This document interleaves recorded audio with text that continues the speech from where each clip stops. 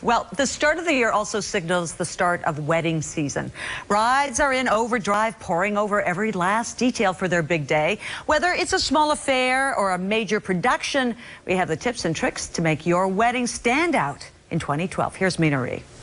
This one. Every bride wants to feel like royalty on her wedding day. To have his jaw drop when I walk out.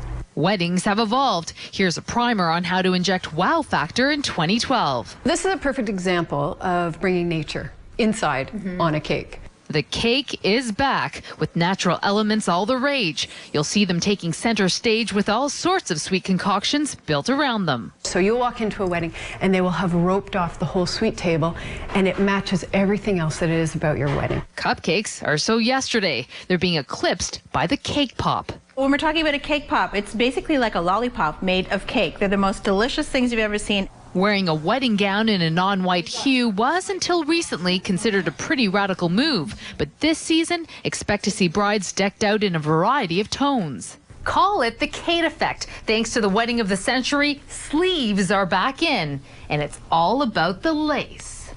If you don't want to commit to the look all night, make it a bolero. Kim Ironmonger says this year it's all about one dress that can be worn in a variety of ways. To do drama and coverage, and you do something like that as a shrug.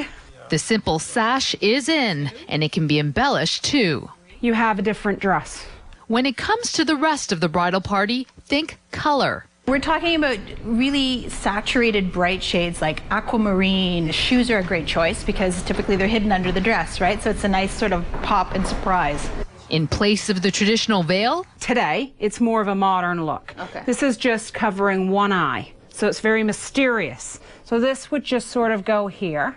And more is more. Yes. Now that is a bird cage. Have a look.